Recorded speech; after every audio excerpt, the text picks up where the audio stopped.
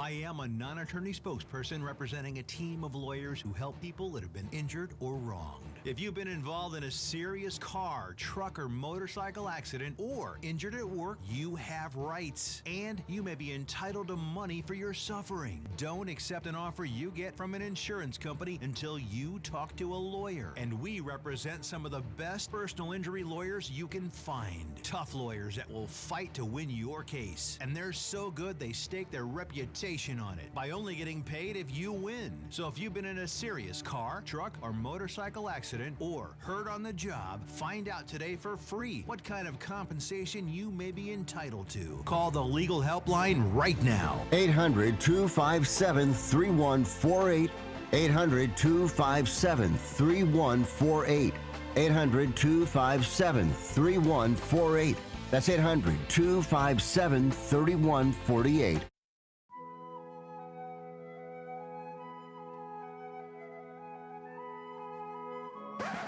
It's time to wake up. Yes! And lock in to On the Rise. Yes!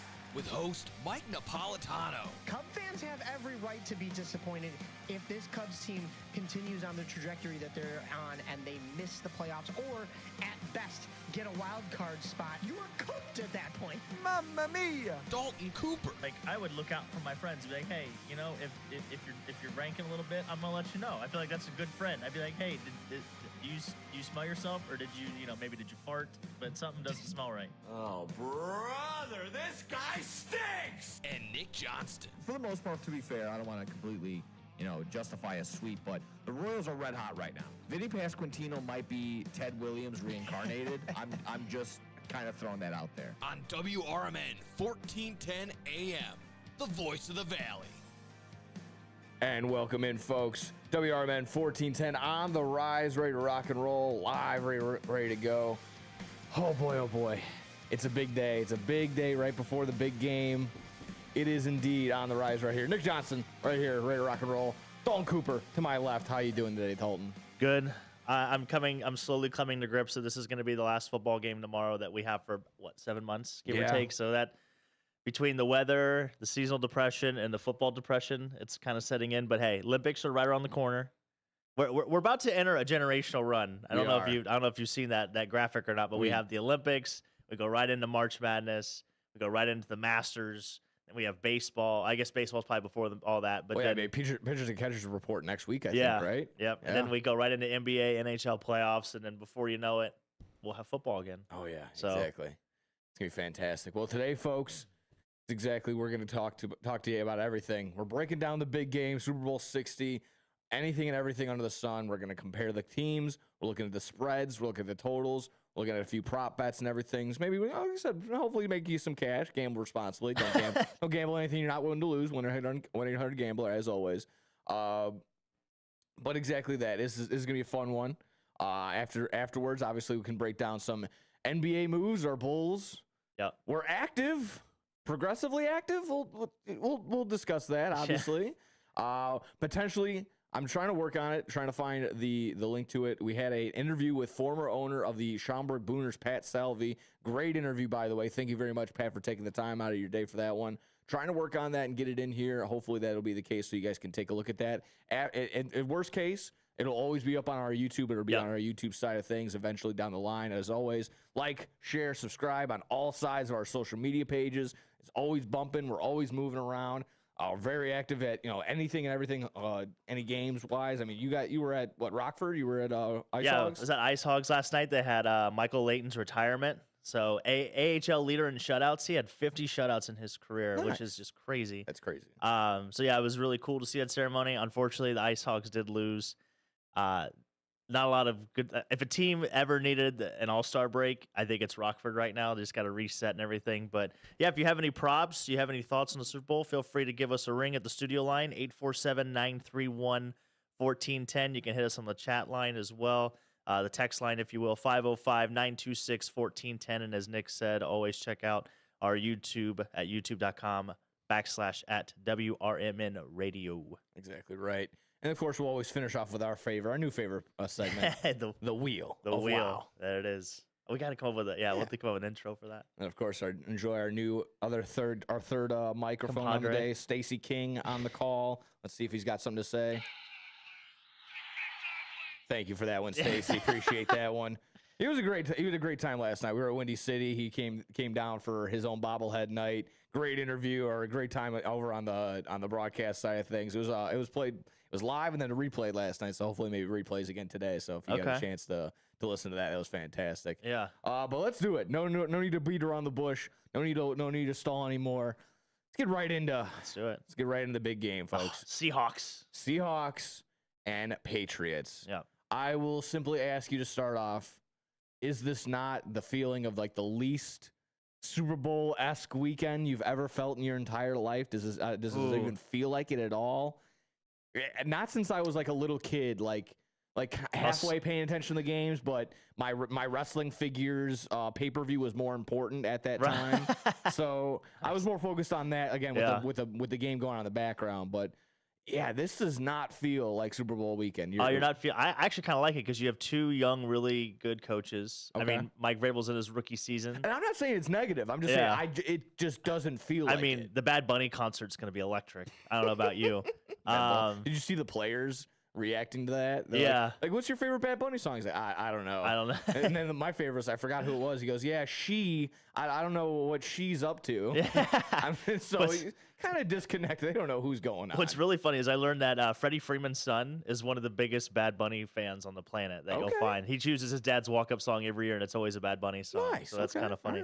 Right. But I to back you up a little bit, it's a little bit lackluster, but I think it's because you have two franchises that, one is tucked away in the West Coast, so it's not talked about a lot, even though they've had success in their history. And then, of course, you have arguably the most successful franchise in history that, everybody's kind of sick and tired of the Chiefs, but you're also right there as far as being sick and tired of the Patriots. Oh, yeah. So maybe that's kind of an enemy of this buildup. But no, I think it's gonna be a great game. I think everybody's a record number of public money is on the Seahawks this year, which is a kiss of death, if you ask me. I think you should start maybe looking into those numbers if you are, looking at wagering a little bit of pizza money on the game. Maybe look at those kind of figures. Oh, Dave Portnoy's got some pizza money on this game. Yeah, so does PFT. Yeah. But yeah, I think it's gonna be a good game. I mean, it is a Super Bowl, so everybody's gonna watch it. Like I said, it's the last game of the season, so. Sometimes the best games, Nick, are the ones that you don't see coming either. So no one's really not sure. Kind of to your point about what's going to happen. Is it going to be a blowout? Is it not?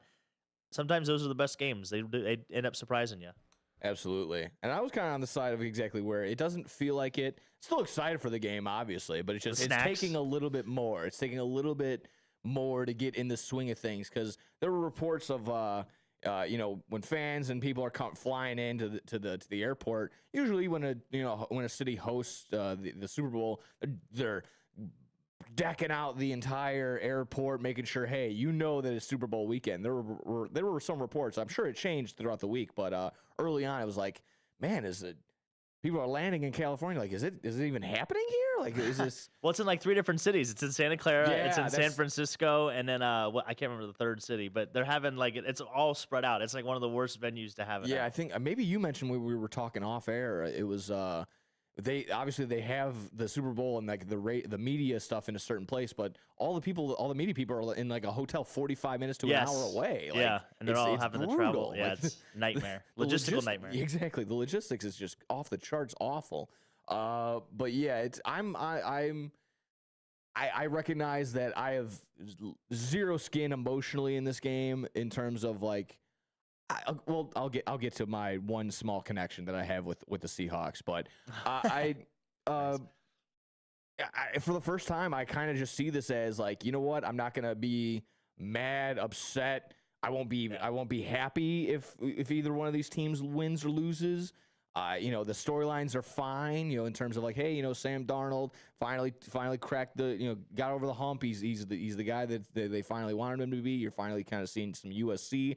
Ask Sam Darnold, and they're like, on the flip side, a young Drake May, a young, Mike Vrabel coming back for getting Coach of the Year. So there's some fun storylines there, but I ultimately just see this game as a dollar sign. Yeah. I just see it as I'm just going to make some moves. I'm just going to be gambling away. I might be live betting for Probably. I usually don't live bet in any game, especially really? the Super Bowl. I mean, unless there's like a glaring I'll probably just take this guy to score. He's having a really great game. He hasn't scored yet. Or maybe I'll take him in the second half if it's good odds. So something like that. But I'm gonna be like, oh yeah, like next play 5, at least a catch for this guy. I'm gonna be going crazy like that for this one because I don't know. Like I said, I just need to be more engaged with this one because I just don't have anything with this with the game necessarily. So let's go ahead, talk about the numbers really talk about it.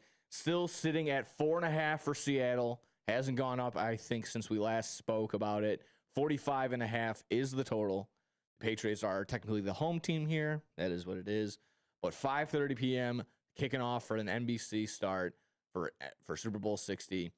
I'll ask you the most, fill in the blank, the most important player for the Patriots that isn't Drake May is blank. I think it's Hunter Henry. Okay. I think it's Hunter Henry. I don't hate that. Yeah. No, I definitely think it's Hunter Henry. You can maybe go with a defensive lineman just because I think if they add pressure to Sam Darnold, that's going to obviously be one of the big factors in the game. But I think Hunter Henry has been a little bit invisible the last 2 games. Obviously, the snowstorm in Denver had something to do with that. He did score against the Chargers in their first round matchup, but he was kind of lackluster in Houston. I think he had like 3 catches on 5 targets or something like that. But I think he's got to have – I think he has to have a big game to help open up the other wide receivers, get that quick game going. I expect Drake May to have a lot of pressure or him being under pressure, especially early in this game. I think they're going to throw the book at him to see how quickly they can speed him up for the rest of the game. So I think Hunter Henry – being that safety blanket, being that confidence builder for Drake May, I think is a huge, huge factor in this game.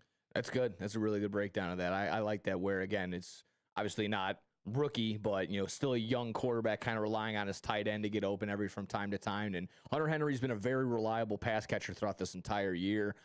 He's got an interesting little prop bet. I believe it's plus 1,000. It's I don't want to. I'll look at it in just a quick second. Yeah, what do you got? It is pretty juicy. I can for look him for to it. get 3 catches in both halves is like plus at least 600 or something like that. And his catch line, I think he's at right around 4.5 or 5.5 catches. Five or more catches for Hunter Henry is plus 167. Okay.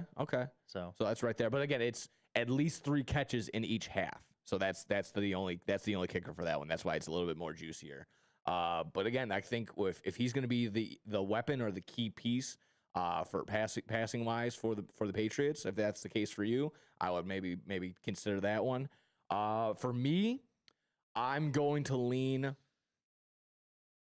on a little bit of an outside one here. Oh boy, he's 130 to 1 to win the MVP. By the way, so if Okay. you really want All to right. believe in Hunter Henry, I got an even better one on that one. If you are going to take.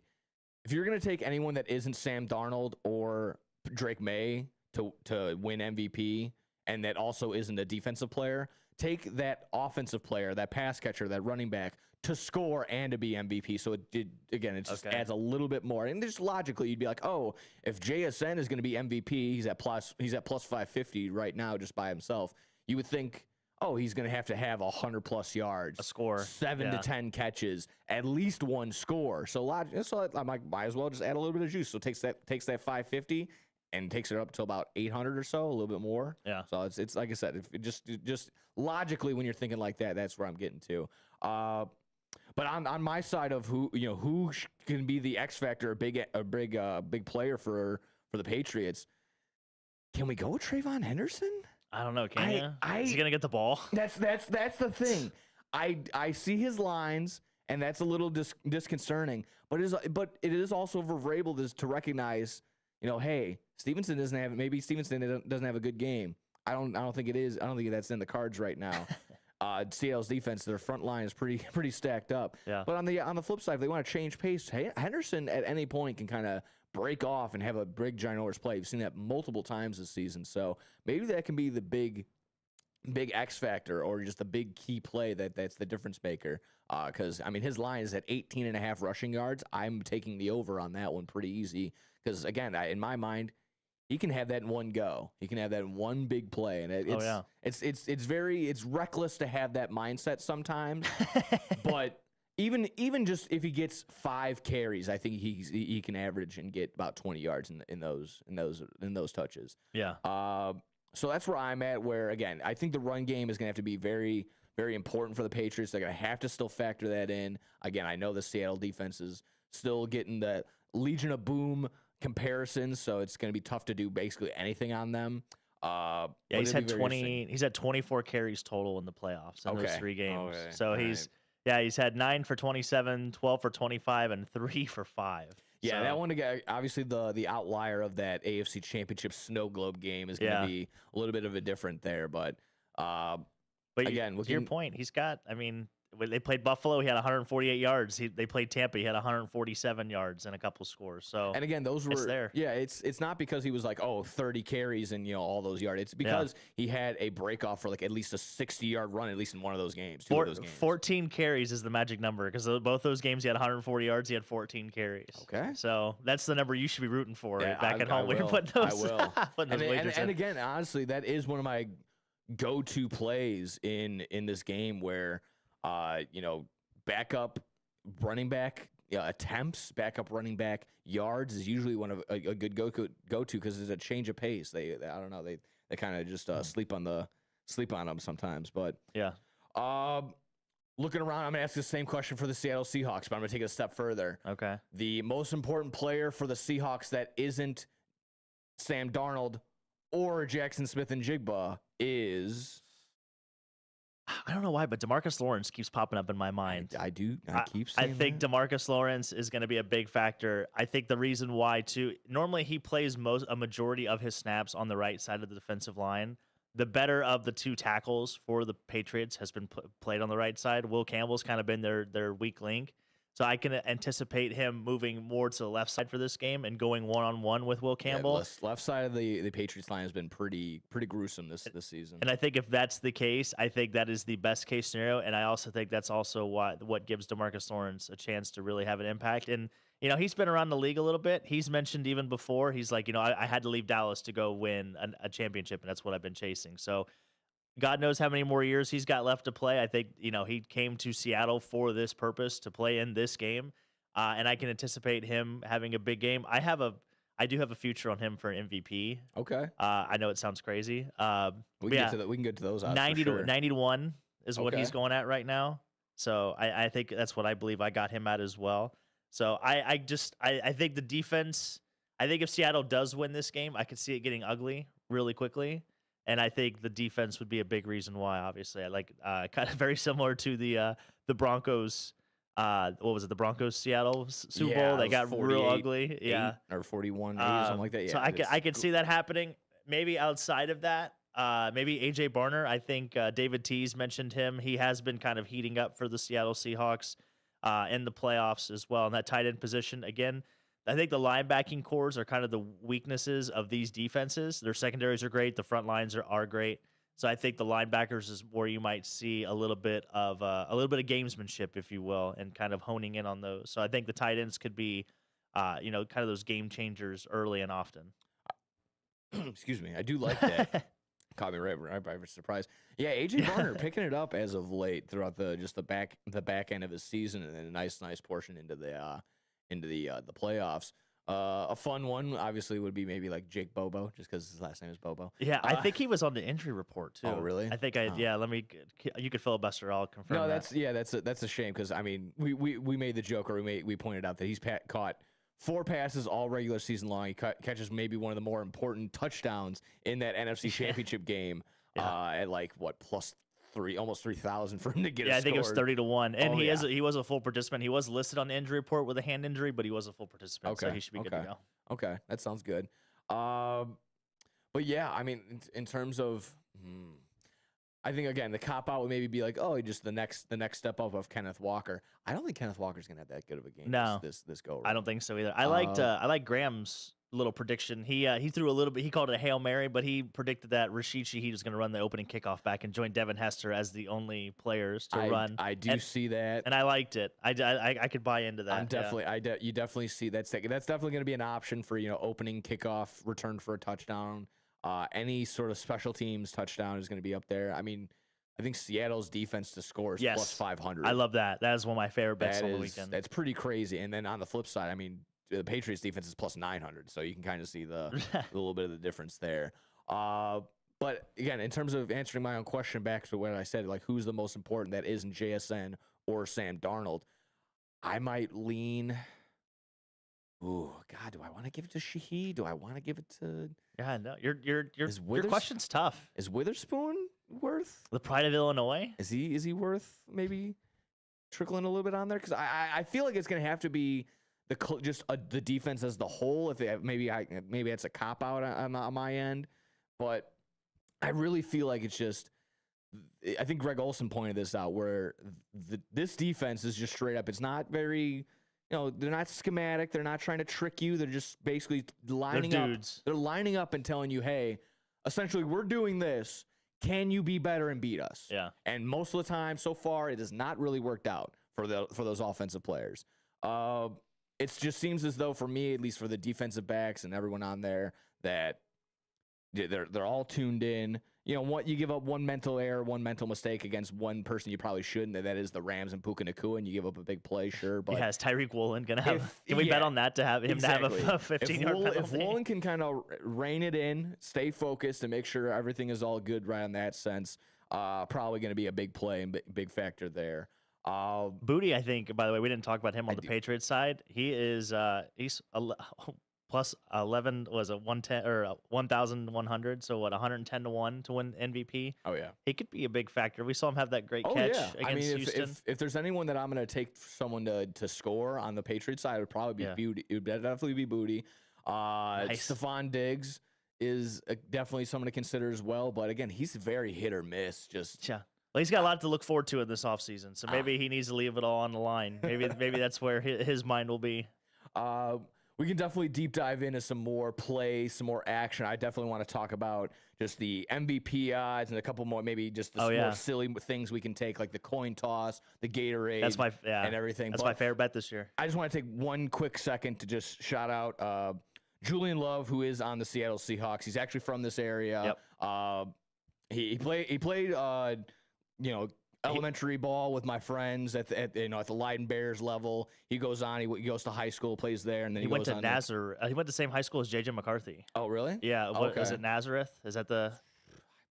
Yeah, I think that's what it's called. I'm not from here, obviously. My foreignness is showing. But I just wanted to kind of, if there was an emotional attachment I have in any sort of way to the Seahawks, or if I'm kind of like 55% rooting for the Seahawks, and only it would be the reason of this. Our friends Joey and Tony unfortunately passed away. They were teammates of Julian Love at the Leiden Bears level. Again, there's super unfortunate accident that happened.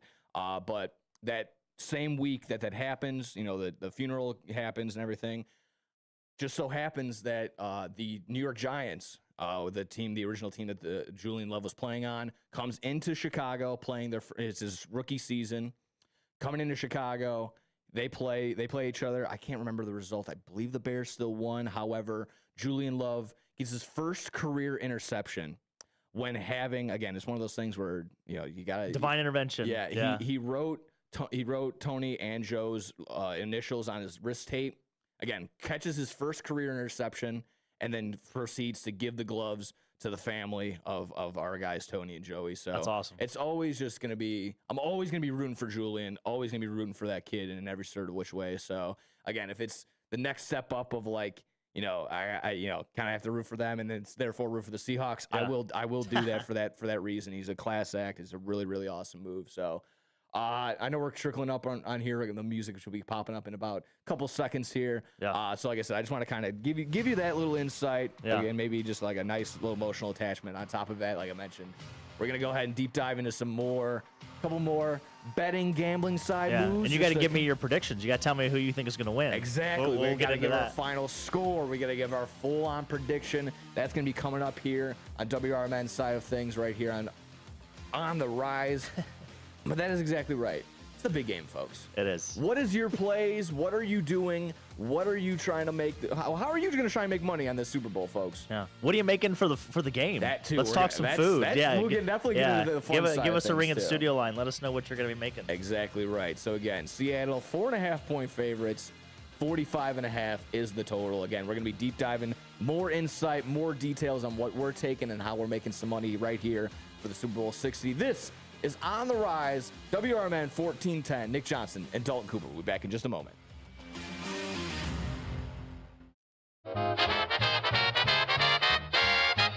Kick off your weekend with a little flair.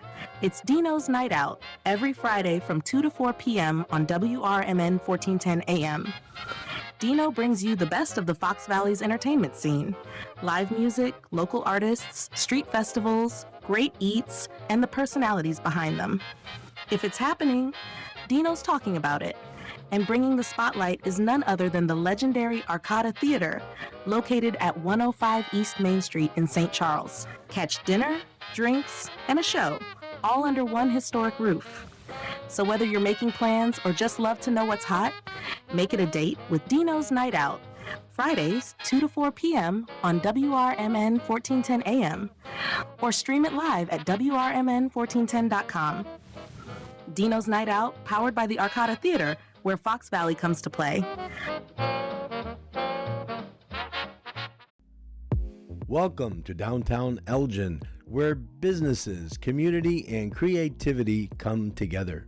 The Downtown Neighborhood Association provides valuable, complimentary services to all downtown businesses, organizations, property owners, and residents, helping you gain exposure and thrive.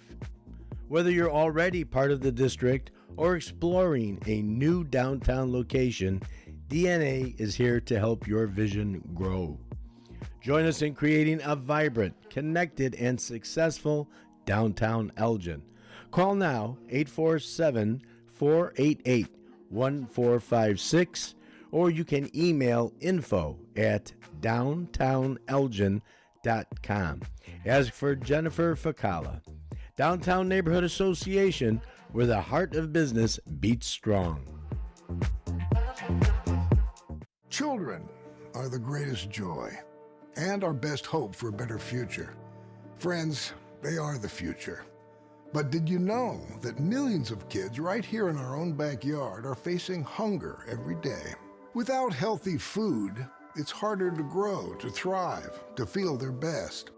The impact when children don't have enough to eat is tremendous because when you're hungry and your basic needs aren't being met, you cannot learn. Every child deserves to be fed. This is a problem we know how to solve. Food is not just food. It's energy, health, confidence, hope, and even love. Yes, love. Breakfast in the classroom contributes to kids being more focused, which leads to higher grades, and simply just their well-being. Learn more about how No Kid Hungry is helping end child hunger in America at helpnokidhungry.org. In the middle of the night, everything will be all right if you listen to Coast to Coast right here on WRMN 7 days a week from midnight to 5 a.m. Each night on Coast to Coast, listeners are captivated by George Newry with discussions on news and current events, conspiracy theories, UFOs, life after death, and all things curious and unexplained. Whether you're working third shift or you're just a night owl, catch the most listened to overnight talk radio program in North America, Coast to Coast, every night, midnight to 5 a.m. right here on WRMN AM 1410 and 96.7 FM. Before the weather gets too cold, it's time to finish up those outdoor jobs. That's why ComEd wants you to know that electricity can jump from a power line to you and to the tools you're using. So maintain a safe distance from any power lines. You can also call ComEd at 1-800-EDISON-1 to have those power lines de-energized the next time you do any work around them. Stay smart, stay safe, stay back. ComEd, powering lives.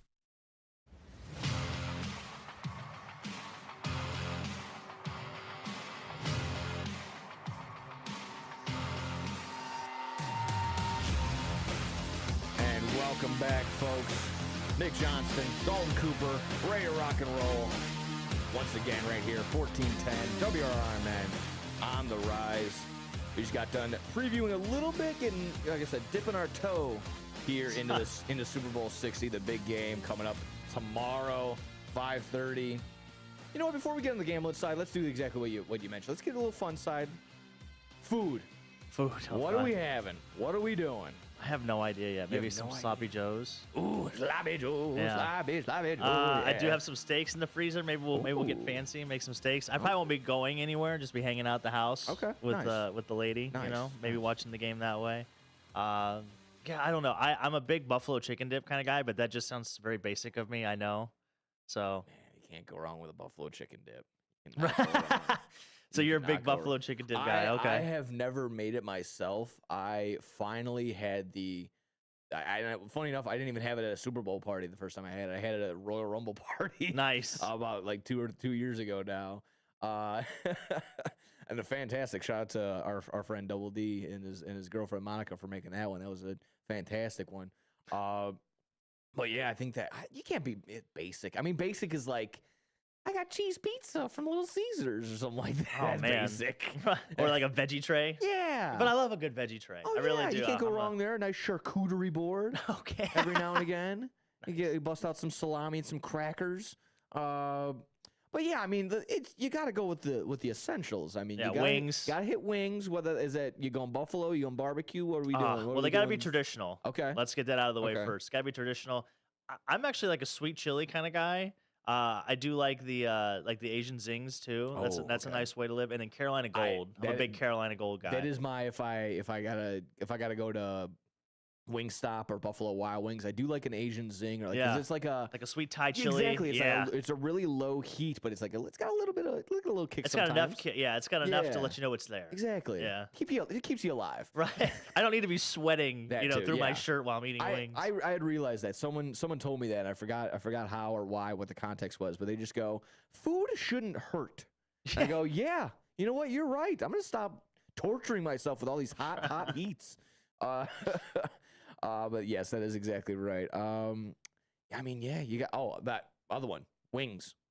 Are you a flats guy? Are you a drumstick? Or are you just no? Yeah, I don't discriminate when it comes to traditional wings. Yeah, I mean, I guess if I had to pick, I'd probably go more drum. Okay. Than a flat. I think you get a little more bang for your buck when it comes to the meat. I always laugh because I used to obviously working in the service industry, working over at a Bar Louie one time. Nice. I get a call and they just go, "Hey, when you do your wings, like, can I get all flats?" I go, no, that's not how this works. We just dump it out of the bag, man. Yeah, exactly. I'm like, I'm not going to tell you how it's made necessarily, but we weigh it out beforehand. Like, it's all prepared. It comes so in a bag. You can't really pick and choose. We're not drafting like the Bulls will be with 14 second round picks. Yeah, but 14 Nikola Jokic's. Oh yeah, eventually, or Draymond Greens. we'll see eventually there. So yeah, guys. Well, again, what are you guys eating over in the Super Bowl big game today or big game tomorrow? Yeah. Yeah. So we'll deep dive in there. Oh yeah. Like I said, I'm playing. Now I'm getting hungry. Now this is a bad idea. Plan wise, I'm flying over to not flying, but I'm I was gonna say, get the PJ. Riding over to my buddy's house will be maybe packing like sardines in his apartment, but it'll be worth it. It'll be loud. It'll be rowdy. It'll be always worth it. So it's always a fun old time. But exactly right, folks. Let's from the food side, we can hop back on over to the gambling side of things, and here we are. But you were saying this over here. I mean, maybe it's just I'm looking at a couple different sports books. I'm looking at DraftKings and FanDuel. But again, gamble responsibly. Don't gamble anything you're not willing to lose. 1-800-GAMBLER. If you are over the age of 21 to participate and have some skin in the game. You were mentioning that Seattle, a lot of money's coming out of Seattle. Well, according to DraftKings, it says 45% of the bets are on Seattle, 55% are on New England. So maybe it's they're considering. Oh yeah, okay. So maybe it's the public money on the spread. Yeah, money line split. 55% is on New England. The spread split is 60% Seattle. So again, it's kind of contradictory there. And then over is at 52% at 45.5. So this is almost split down the middle, consensus wise, at least public consensus wise. But where do you want to start in terms of maybe Super Bowl MVP? You got anyone for a score? I have my quick little rushing props that I have. I think I had mentioned it earlier. I was going to take Trayvon Henderson over 18.5 rushing yards for his game, And then on the other side for the other running back, Kenneth Walker, who doesn't have Zach Charbonnet behind him to take away or to vulture any touchdowns or any extra touches away from him. However, he's only averaged 60 rushing yards per game this season, and his line is at 72.5. That's where I was able to lock it in at. So he was only able to get up to 70 plus yards 4 times this season with this Patriots defense, which is still pretty stacked up, highly motivated across the board. I don't think that Kenneth Walker is suited up for a big 70-plus rushing yard game. So I'm going to take the under on his. Again, both those lines, the Trayvon Henderson play and the Kenneth Walker play are at -110. So taking them as is. But you got any individual rushing plays, anything that's propping up to you that you just need to, like, bang, that's the play that I need to talk about right away? Oh, man. Actually, my favorite bet in this game is the Gatorade bet. Okay. Yeah, that's my favorite prop bet, if you will. Which I think Orange is the front runner. Yeah, and I'm going really contrarian here. I think if you really want to hedge, because if you really think the Patriots are going to win out there in your heart and your soul, you think the Patriots are going to find a way to win. The money line is like plus 260-ish or something like that, I think is what you just mentioned. Clear Gatorade.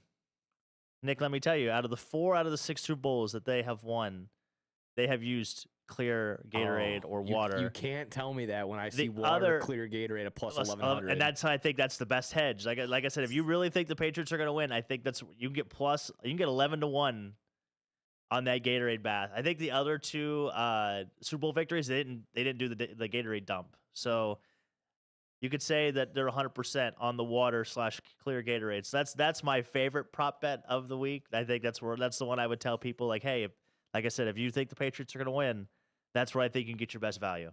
Okay. But as far as player performances, I would take the under in this game. I think it's going to be very low scoring. And then I think the over-under sack total is 3.5, I believe, for the total sacks. And I think I would take the over on that. Okay. And total kicks. I think total kicks was at 3.5 as well. I would take the over on that. I think we'll see a lot of field goals in this game. Okay. I'm looking in the novelty props section of on the DraftKings side of things. For the Super Bowl score to be a scoreagami plus 2,500. Yeah, the octopus, of course. The octopus, yes. If anyone doesn't know, I will always tell this one because I always like to share sometimes when I'm nice and dumb. When I first saw that play ever, when sports gambling was first coming in, like 2-3 years ago now, and you see that play of an octopus, and you're like, oh. Someone could sneak in an octopus and throw it on the field. That's what I thought it meant for some reason. So I'm like, yeah, that'll happen. Sure. And then I look in later. I didn't make the play. I looked in and I'm like, oh, octopus is 6 + 2. All right. Yeah. That makes way more sense. Way more sense than my dumb theory. And there's only been one in the history of the Super Bowl. Yeah, it was I think it was the Denver and the Seattle one last. Nope. Oh. Can you tell me who it was? You know this player. Was it Joe Mixon? No, it was Jalen Hurts. Oh, that's right. Jalen Hurts, the only player to ever have an octopus in the Super Bowl. I thought that the only Denver touchdown in that's Denver Seattle one was an octopus too. Not that I was aware of on my searches. All right, I'll yeah. If you could find the contrarian, I'm more than happy to listen to it. Okay. Yeah. But that is always a fun one. Again, obviously, that is for the person to score the touchdown and then get the 2-point conversion on the following play as well. So they score all 8 points in that same go. And I do think that if you want to take like a receptions or if you want to take a yardage over, I think you take a New England running back, whichever one you want. I don't know if you want Ramondre or if you want Trayvon Henderson. You could probably get Henderson at a little bit better value. Maybe. Or even Seattle's second running back. I'm drawing a blank on his name. It's not Vallejo. It's the... help me out here. I'm gonna try and pull that up as well. But as you're mentioning that, I'm gonna also pull up really quick the very popular one what we were kind of talking about. Will there be a kickoff return for a touchdown? That is, there it is. At all, not on the first play, but will there be a kickoff return for a touchdown? Plus 2,200 for that one. George Halani, by the way. That's what I was looking for. Yeah, pulled up at the exact same time. Nice. Right? But yeah, that's gonna be some fun ones. Score on first offensive play is plus 2,000. So that's gonna be there we go. Fat guy touchdown. Any offensive lineman to score a touchdown plus 2,200. is also up there as well. I wouldn't feel it on this one again. I don't. You haven't seen anything crazy from the Patriots or the Seahawks in that same way. So if it was maybe like, if the Bears were in there, maybe I would maybe consider that. Bears or Lions were in there. I'd probably definitely trickle some on that. But no, I don't think so for this go. Would you take the Sam Darnold interception prop? It's at half. Ooh. You take the over or the under on that?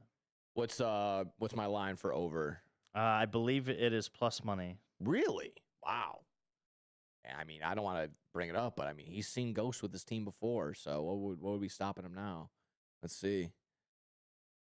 That's gonna be fantastic. This is gonna be some great plays. Let's if we're good. Sorry, under is -114, over is -112. Gotcha. So let's take a quick look at the MVP, and then let's get our prediction. Yeah, let's predict the game. And then I got a couple stats for you. Okay, cool. MVP current odds has Sam Darnold as the favorite plus 120, Drake May plus 240, and then after that JSN plus 500, Kenneth Walker at plus 850, Ramondre Stevenson is then the next huge step up at plus 2800, Rashid Shaheed 30-1, Stephon Diggs 50-1, Marcus Jones 60-1. So anything in those first 8? Is there anyone who are you looking at as maybe a big Hail Mary to potentially just sprinkle some on? Well, I think I got one for sure. I think Kayshon Boutte might be your Hail Mary player, Hunter Henry. But if you're gonna put a gun to my head, I'm going my little Cooper Kupp. You got it. 90-1, baby. I think Yep. I think obviously JSN. I just cannot get out of my mind how the Patriots have always played for the last 20 to 30 years on defense. They will take away what you do best. We all know JSN is he's the one skill position on either team that is bona fide superstar that, everybody knows that he is amazing. So I think that I could see the Patriots, bracketing him, triple teaming him, whatever they got to do to make sure that he does not have an impact or have as big of an impact on this game as he's had in years past or in games past. So I think that really opens up the opportunity for Cooper Kupp. He's got good rapport with Sam Darnold. He's been in these big games. He's not going to shy away from the moment. Seasoned veteran. He knows what he's doing. I could see him, he may only have 5 or 6 catches, but I could see him scoring, a couple touchdowns in the red zone if, the field gets kind of tight. And I think that's kind of where I would lean if you're looking for a really good value play. I like that. That's exactly my Hail Mary or guy I was going to sprinkle on. I'm glad we didn't talk about this before the show. That's funny. I mean, exactly right. And for all the same reasons you just said, if they are going to key in and double team JSN, which you would think you'd have to, he's averaging well over 100 yards a game in these last few games. So it's just he's definitely, obviously, Sam Darnold's number one target. So you have to. I would consider Cooper Kupp again. Been there, done that. He has all the intangibles to do exactly that. And again, a little bit of that chip on the shoulder of the Rams said I was done. Yeah. Nope. 100%. 100%. So that's fun too. Not MVP related, but I just want to throw this one in there as well. Rashid Shaheed's line is at 22 receiving yards. Again, that could be one big. That's literally one play. That's the first. That's one big bomb, and he's got it. Yeah. And that might be his one and only reception on the game, but it'll be enough to get you where you need to go. And again, I'll just quickly see if there's anything. Cooper Kupp has only scored 3 touchdowns all year, by the way. So some might say that he's due. He's due. He's definitely due. So you're saying there's a chance. Oh, yeah. And again, if you're my mindset again is if you're going to maybe take a position player that is on the offensive side that isn't a cute quarterback, take that person to score and to be MVP, and you'll get a little bit more better odds on that one. So let's go ahead and get into it. Prediction, final score, who's winning it, by how much, what's the total? What are we thinking? You got some stats, you got some numbers. Yeah, lay it on me, big dog. Okay, so in this century, every time the Super Bowl has been played in between the two teams, one traveling east and one traveling west, the team traveling west has always won. Okay. There are 7 instances of this. So 2002, 2003, 2006, 2009, 13, 15, 19, 24, and 25. Every time the team traveling west has won. So this year, Santa Clara, Seahawks are technically traveling east. The Patriots are traveling west. Now, the only contradiction that I could find that really mattered about this stat was that, did you know that no starting quarterback with a last name less than 5 letters long has ever won a Super Bowl?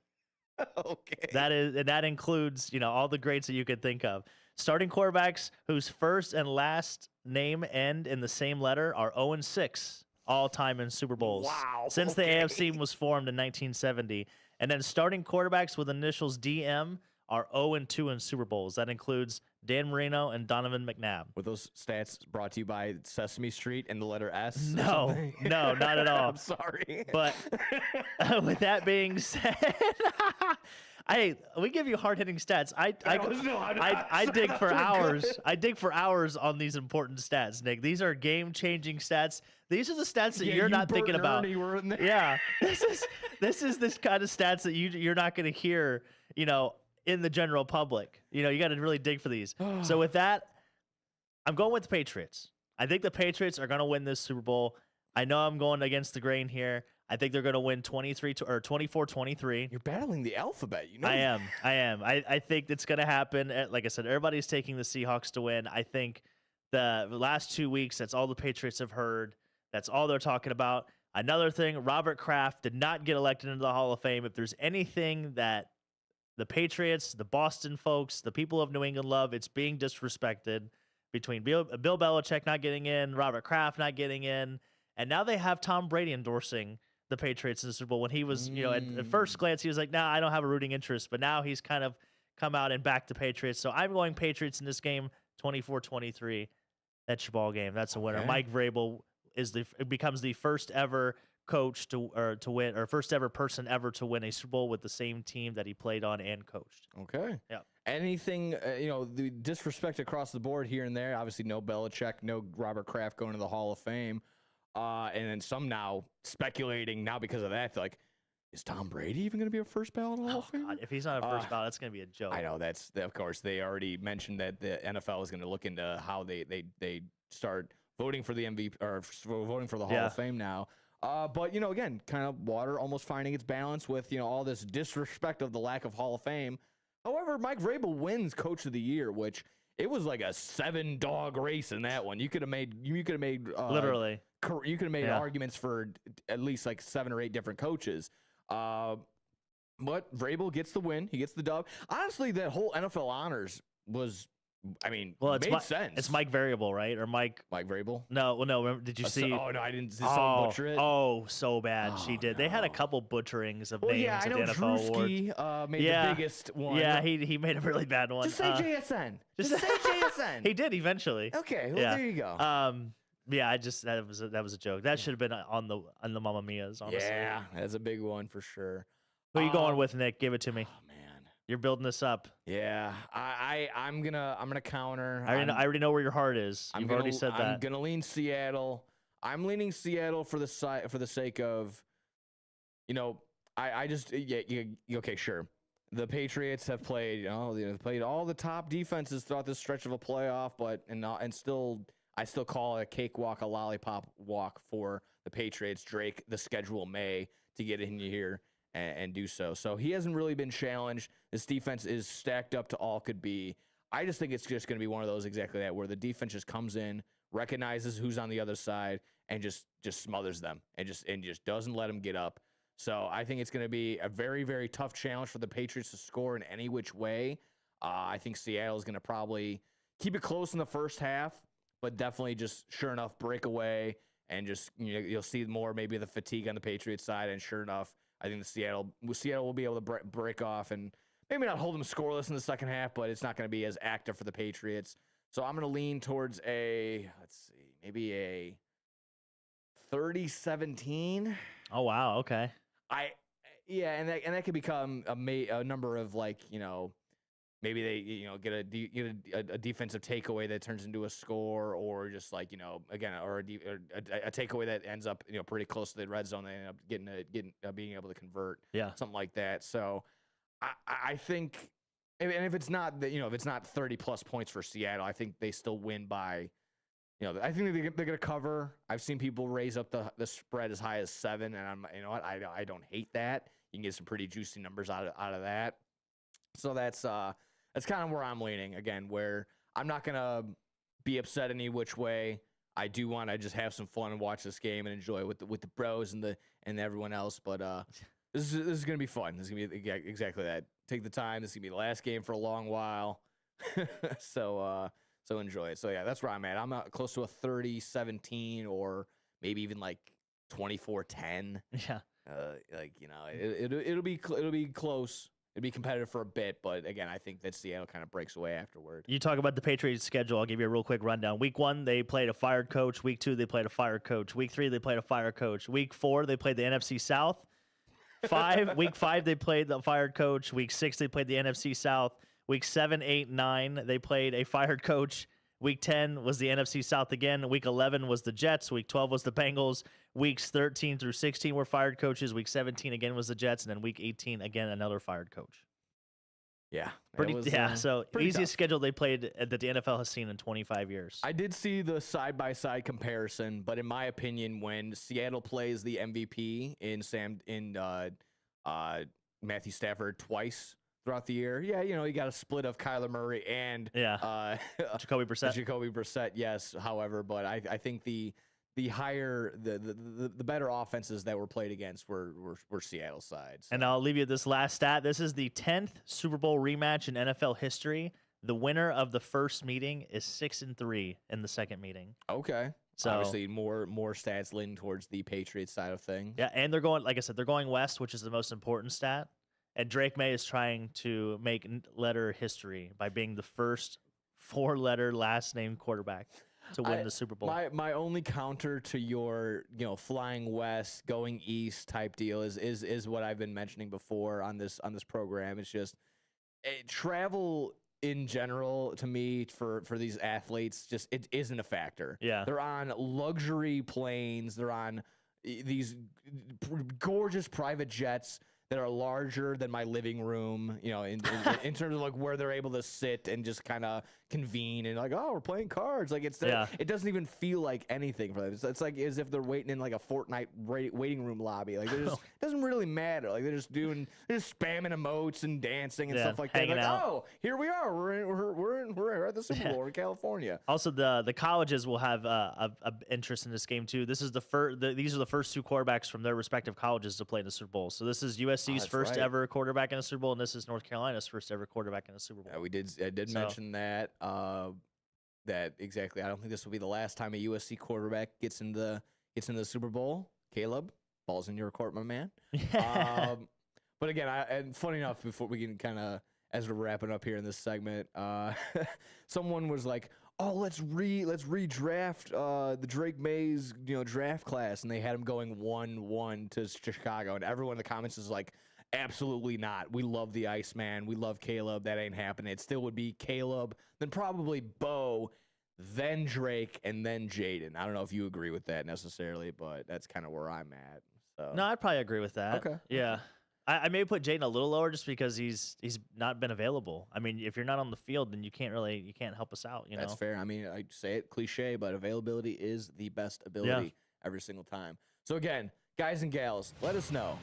What are you doing for the Super Bowl? One, food-wise, because we gotta talk about that. We already did. But what are your plays? What are you predicting? Final score? Who's doing what? What's your big holy camole? What's playing? What's happening? National anthem. Always hammer the over. These guys over 2 minutes. Yeah, always, all the time. This is their one big spotlight. You know they're gonna take the time. Charlie Pluth, I think. Oh, yeah? Charlie. I think I'm saying that right. Puth. Yeah, that's who's doing the national anthem. That's okay. Well, it'll be Green Day to open it up in the opening ceremony part, and then Bad Bunny over in the halftime show. So that'll be fun. So entertainment galore. Make sure you are getting in and doing what you can there, folks. But when we come back, we're going to be talking our pre-recorded interview with former Schaumburg Boomers owner Pat Salvi. All the interesting news and notes from there, some fun details, and a great conversation. So stick around. More on the rise when we return. At Britain's Touchless Car Wash, they know life gets busy. That's why they're here 24/7 to keep your car looking spotless, fast, and easy. Their advanced brush-free wash technology delivers a sparkling clean without a single scratch, because they treat your car like it's their own. Here's the best part. Right now, you can get a free car wash just for joining their Text Club. It's simple. Just text BRITT to 30400, and your first wash is on them. Britain's Touchless Car Wash has 2 convenient locations, 1923 Larkin Avenue in Elgin and 555 Willow in West Dundee. They're proud to keep your car clean while giving back to our community. Text BRITT to 30400. That's BRITT to 30400. Now for your free car wash, and see why Britain's Touchless Car Wash is the fast, gentle, and reliable choice. Your hometown radio station since 1949. We are WRMN AM 1410, Elgin time, 11 o'clock. Breaking news at Town Hall. I'm Bob Agnew in Washington. President Trump says the U.S. held very good talks with Iran this week. Officials from both countries participated in the indirect talks held in Oman. The president described them as very good and said more were planned for early next week. But he kept up the pressure, warning that if the country didn't make a deal over its nuclear program, the consequences are very steep. Meanwhile, the president signed an executive order that may impose a 25% tariff on countries that do business with Iran. Greg Clugston, Washington. The Milan Cortina Winter Games have officially been declared open after the big ceremony yesterday. Allison Kapaka was on hand for that. We're so lucky to be able to see athletes compete in the mountains, in the natural landscapes that we have, especially here in Italy, in northern Italy. It's insane to see people on the Alps and see people in a completely different environment. This is the most spread out Olympics ever held, with competition venues dotting an area roughly the size of the state of New Jersey. A judge says the Trump administration cannot withhold funds from 5 Democratic states amid claims of fraud. A federal judge in New York has granted a preliminary injunction siding with attorneys general in 5 states who filed a lawsuit trying to keep $10 billion in federal money flowing to programs for low-income families. The administration is barred from withholding the money until the lawsuit works its way through the courts. In a statement, Attorney General Rob Bonta of California, where about half the money was allocated, celebrated the court order, saying the administration's actions were unlawful and cruel. New York Attorney General Letitia James says the funding freeze was an attempt to target political opponents that would have caused severe chaos in the lives of some of the most vulnerable families in the state. I'm Jennifer King. A record day on Wall Street Friday. The Dow gained more than 1,200 points, closing above the 50,000 mark for the first time ever. More from townhall.com. Diabetes, high blood pressure, anxiety meds, everyone's on them. If you're a 50-year-old male, maybe a bit porky, and you may even have type 2 diabetes, $1 million of term insurance may only cost you about $200 a month. Call Term Provider. Speak with Big Lou at 800-555-2085. Big Lou will find a term life policy for you even if you have type 2 diabetes, are overweight, or have high blood pressure. Term Provider has helped thousands of people like you who think they can't afford term life insurance. To buy $1 million of affordable term life for you, all you need to do is call Big Lou at 800-555-2085. Lou will make sure the scales are tipped in your favor. Call 800-555-2085. Big Lou will answer your call and work to fit you into a term life policy that you can afford. Remember, Big Lou's like you. He's on meds too. Call 800-555-2085 or biglou.com. Uber has been found liable in a sexual assault case. A federal jury has ordered Uber to pay $8.5 million to a woman who says one of its drivers raped her during a 2023 trip. Uber has faced criticism for its safety record, much of it spanning from thousands of incidents of sexual assault reported by both passengers and drivers. Sarah London, one of the lawyers representing the plaintiff, said the verdict reached in Arizona validates the thousands of survivors who have come forward at great personal risk to demand accountability against Uber. Bill Alexander, Washington. The California Department of Public Health is urging people to avoid mushroom foraging this year altogether. That's because death cap mushrooms are out in high numbers and they're easily confused with the safe edible varieties. In fact, since November in California, there have been more than 36 cases of mushroom poisoning. That's led to 4 deaths and 3 liver transplants. Breaking news and analysis at townhall.com. There's been a slight drop in the number of U.S. births. Early data suggests that U.S. birth rates fell a tad in 2025, with about 24,000 fewer births than in 2024. So far, only the number of births are available, and not birth rates, along with other information that can give insights into who is having babies. For example, while actual births increased in 2024, the fertility rate actually fell. The fertility rate is a statistic describing whether each generation has enough children to replace itself. I'm Lisa Dwyer. The biggest battle in this year's Super Bowl may not involve football players. The real contest this Sunday will be off the field as advertisers compete to win over the hearts and minds of 120 million plus viewers. Dozens of advertisers are pulling out all the stops for Super Bowl 60. This year's trends include health and telehealth companies and AI. More.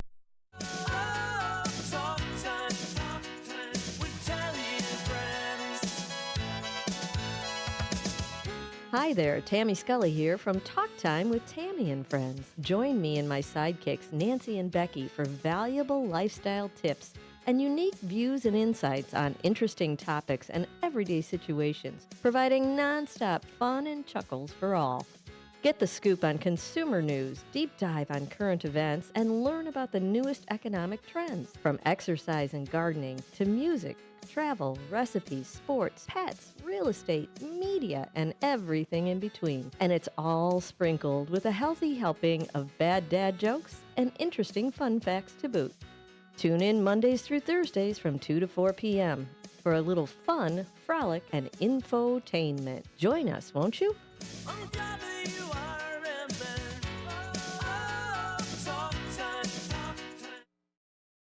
Welcome back. You are listening to AM 1410 WRMN. I am Mike Napolitano. I haven't seen you folks in quite some time. I will be back full-time on the show as of February 14th, but you recognize these other two, Dalton Cooper and Nick Johnston, and you are tuned in for another exclusive On the Rise interview. This gentleman has been at the helm of the Schaumburg Boomers ownership since the team's inception, and in those last 14 seasons, he has been the recipient of the Tommy Lasorda Legends Award from the National Italian American Sports Hall of Fame, while also taking home Organization of the Year 5 times. That's 2013, 16, 17, 2021, and 25. 3 of those times, 13, 17, and 21, have been in years in which the Boomers have won championships, but Schaumburg has won 4 total championships going back-to-back in 13 and 14, adding titles in 17 and 21. And the Boomers are not the outlier, as several of this gentleman's other teams have had success over the years. Thus, he is the common denominator of said success. Please welcome to On the Rise, Mr. Pat Salvi. Oh, thanks, Michael. I appreciate that. Very nice introduction. Pleasure to have you. Well, we're having you on at an interesting time because just last week the announcement was made that Rev Entertainment would be purchasing the Boomers from you. For those that are unaware, that this is the same company that owns the Texas Rangers in the MLB, the Cleburne Railroaders, and WRMN's very own Kane County Cougars of the American Association. And just recently, Rev also purchased the Long Island Ducks of the Atlantic League, and now also our beloved Schaumburg Boomers of the Frontier League. What led to this decision for you to relinquish ownership and go ahead and sell Schaumburg's franchise? Well, it was a very tough decision. It was an unsolicited offer that came from Rev. And, clearly their strategy was to identify the top franchises in the various MLB partner leagues, as evidenced by their purchase of the King County Cougars and the Long Island Ducks. And I think it was July of last year, we were approached by Sean Decker and some of his representatives. And, we said, we're not really looking to sell. They're pretty persistent. And so Brian Leiter, who is the president of Salvi Sports and is kind of overseeing the franchises, although I don't have any left right now, we decided, well, we'll give them, the basic information any sophisticated potential buyer would need to kind of make a decision and tell them, well, if you're really serious, this is the number you'd have to pay, thinking that, they probably won't. They negotiated from there. They were reasonable, but did not meet our demands. So we said, well, thank you. We'll stay in touch. And we're looking forward to the next 2026 for the Boomers. 2025 kind of ended a little bit disappointing for us on the field because we're up 2 games to 1 and then we lost 2 in a row. Quebec City, who I love, the owners are terrific. You can't, you hate them because they're so good on the field, but the people that run the organization are just, they're wonderful. And they're a great franchise to have in the league. But, they were pretty persistent. And then eventually, the president said, "Okay, we will pay it." Wow. And it has to remain confidential, but we're very happy with it. And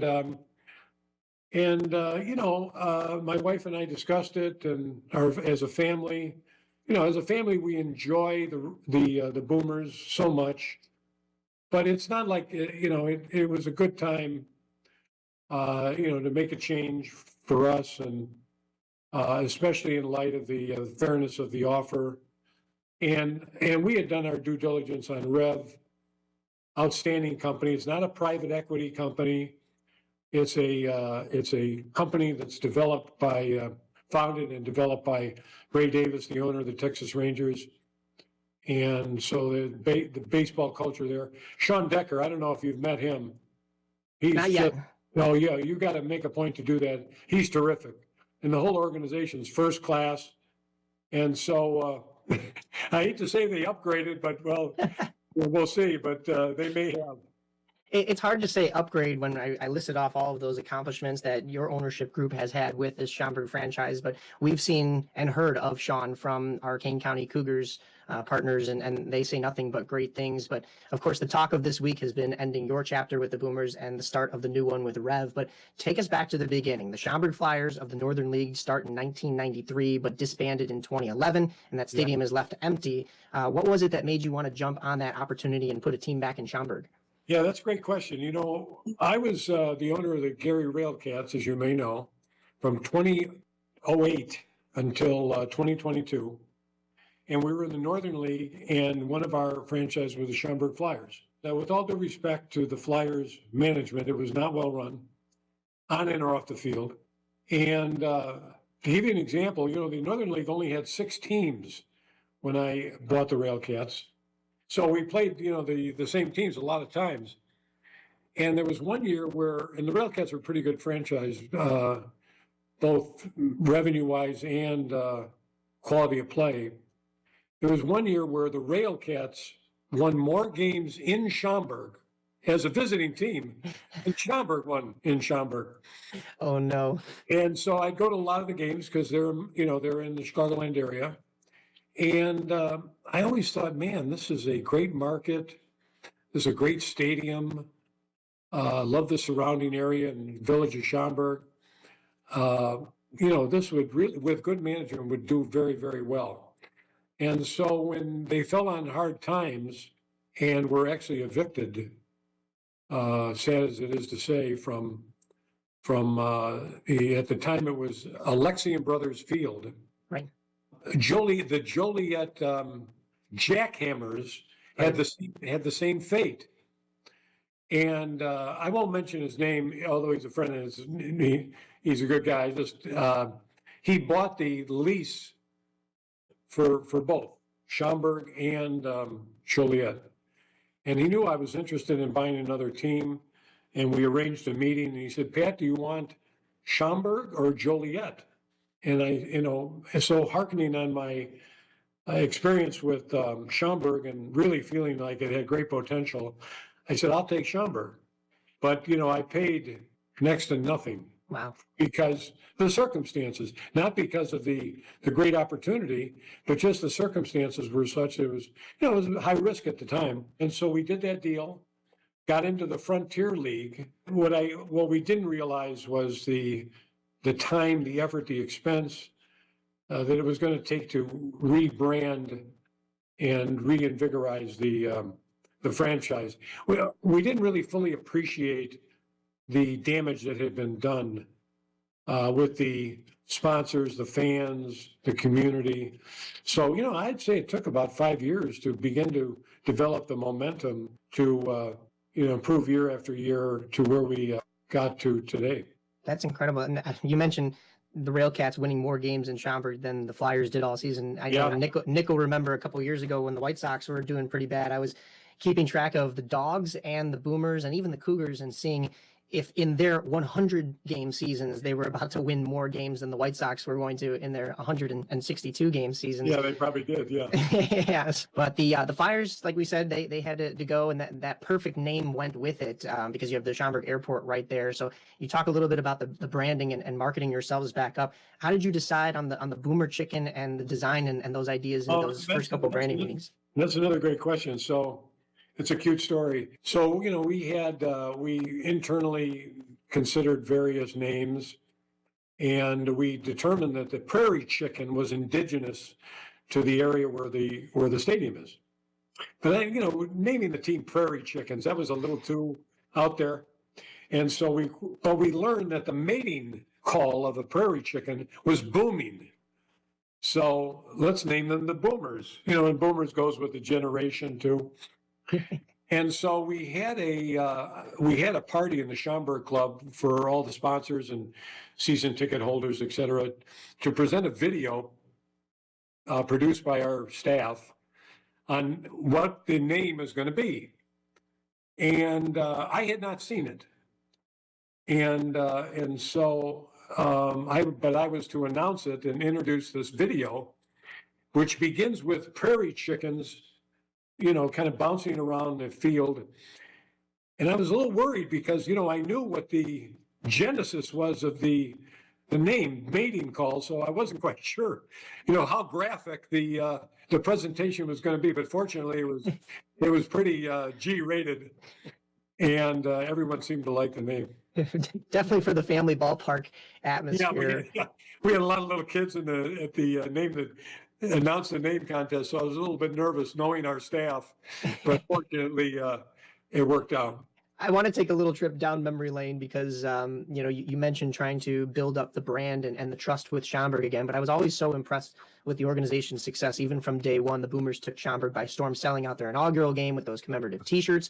You missed the playoffs in your first year by a single game based on the way the playoff format was back then, but then proceeded to win back-to-back championships in 2013, 2014, becoming the first team to go undefeated in the playoffs with a perfect 6-0 record. We saw that out of the Kane County Cougars 2 years ago, the first of their back-to-backs, similar to the first of the Boomers back-to-back. So 2013 was along the way. I was actually in attendance in Florence with you in 2017 when the Boomers won that championship. And then you take a fourth championship in 2021. In fact, this organization would be a decade into its existence before losing a playoff series, which was the Frontier League Championship in 2022 against the Quebec Capitals, who the Boomers ran into again, like you said, this past fall. That was a heartbreaker, going undefeated in the playoffs until falling to Quebec again in the championship. Now, you mentioned Quebec, they're a great franchise, 4 championships in a row. So the bookends of their championships thus far have been against the Boomers. But this one in the championship was only the second actual playoff series that this Boomers team has lost, if you don't count the singular wildcard game against Evansville in 23, which, by the way, was a 4-3 loss, a one-run ball game. So 7 playoff appearances and 13 seasons this franchise has existed, and almost every single time the Boomers are headed to the championship, and more often than not, winning it. How have you sustained this excellence for so long? Well, I wish I could say it was, my brilliant player development and selection, but we've had the good fortune of having the same manager, for the entire history of the Boomers, Jamie Bennett. And when I owned the Railcats, I had my good friend Greg Taggart as my manager, whom I love, and he's a great friend to this day. I'm so happy on how he's doing in Tri-City. But when the subject came up as to who should be the manager of the Boomers, it was an easy selection for us, Jamie Bennett for sure. And I know Rev is delighted that he's coming back, and he's just a special guy. I told Sean Decker, the president of the Rev, I think he should be the manager of the Texas Rangers. Tell you the truth, and you know what? Stranger things have happened, right? So let's see what happens. You actually just answered my next question, which was selecting Jamie Bennett. Don't put it out of the realm of possibility. Let's put it that way. He's a little bit more on their radar. But I can't tell you how many players and players' parents have told me how wonderful Jamie is and how great he is to play for. And he's just awesome, and he is 95% responsible for our great on the field success. I'm surprised as well that no other major league team has stolen him away just yet. We've been so privileged to have him here in Schaumburg, and who knows, maybe he does take that leap. But yeah, that was I didn't know that you two were together in Gary, so it must have been no brainer when that came time. But at one point, you owned 3 teams: Schaumburg, Gary South Shore Railcats, and the North Shore Navigators of the Collegiate League. In that stretch from about 2010 to 2014, you were winning a championship almost every season with one of those 3 teams, or at least getting there. The Railcats even had a stretch from 2005 to 2013 where they won 3 championships and played in 6, which includes a 5-year straight appearance in that final from 2005 to 2009. I know you said you kind of jumped into that a little bit later, but that was also around the time later on where you received the Tommy Lasorda Legends Award from the National Italian American Sports Hall of Fame. I got to attend one of those in 2015 as just a little kid and meet Tommy Lasorda, Mike Piazza, Mike Madano, Mike Aruzioni, who's been in a lot of the talks leading into these Winter Olympics. So a lot of Mikes there, but it was incredible. I was not receiving an award though. So what was that entire experience like for you? Oh, that was very nice. I was very honored to receive the award. Tommy Lasorda, very, very nice gentleman. We had a great discussion. A lot of, one thing about these old baseball guys is all the stories that they have, and if you're a baseball fan like all you guys are, and you're talking to these, guys that have been in the majors forever and are icons, and then, when they recount stories of, things with, people all the players that you know of and adored, and they were your heroes. I mean, it's so much fun. And I don't know if you've ever seen, there's a YouTube clip of Tommy Lasorda coming out to the mound and removing one of his pitchers, and his pitcher's kind of questioning whether he should come out. And, Tommy, had a few expletives, to say about his decision. And that's kind of how he was. But he couldn't have been nicer to me.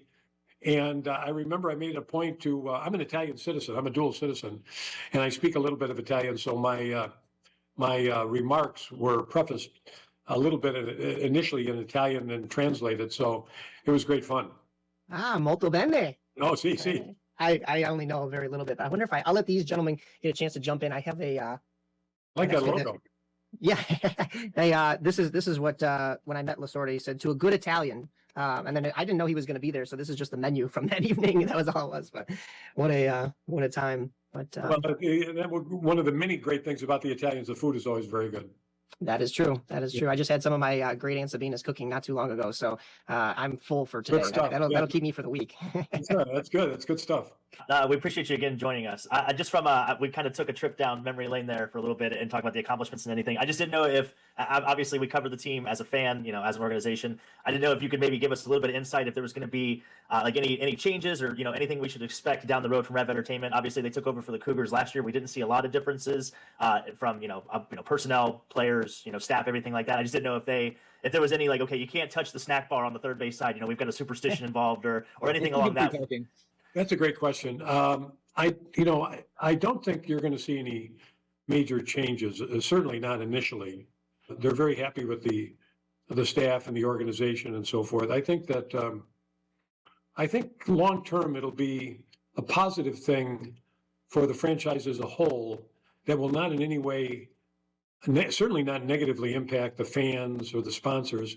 In fact, probably the opposite.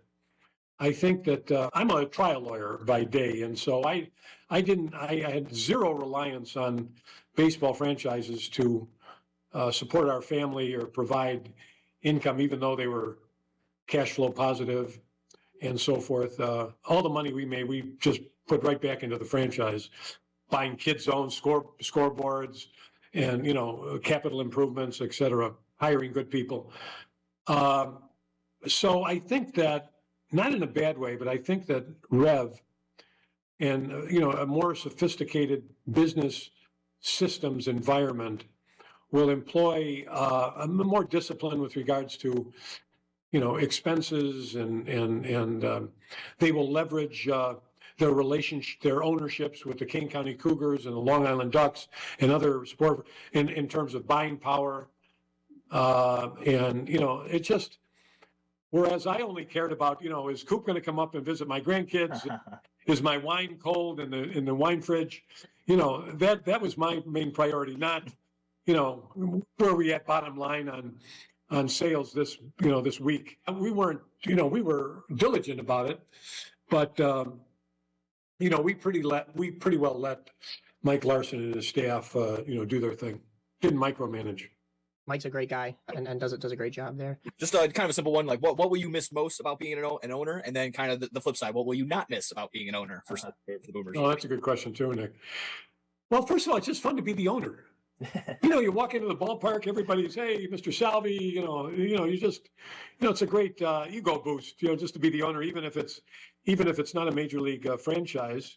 The Boomers, you go to a Boomer game and there's 4, 5, 6, 7,000 fans and everybody's fired up. And, it's not like a small little mom and pop operation. It's a pretty big deal. And, I see the look on my kids and my grandkids' faces, oh, my dad or my papa's the owner. And, just the loyalty of the staff, the players, and it couldn't be better.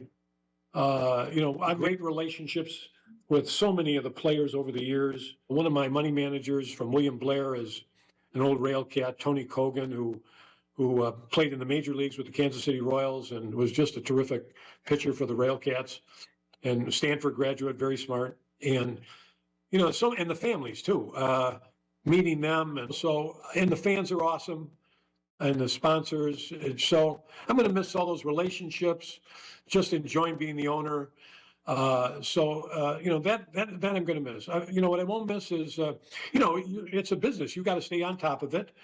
We don't have like huge TV money. So you have to, especially in the earlier days, I was writing a lot more checks than I was cashing. So, that can be frustrating. And I'll miss the camaraderie of the other owners and the partnerships and our getting together. On the other hand, a lot of times, there was, some things that were kind of, in my opinion, kind of petty arguments about things that weren't that important. Won't miss that.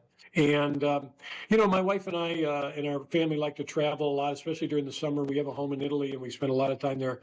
And, there would be some pressure that, you should be here more during the season. I understood that. So, I'm not getting any younger, so, it's a good time. And I think knowing Rev is such a high-class organization run by really high-class individuals, I feel good that it's a good handoff to a very quality organization.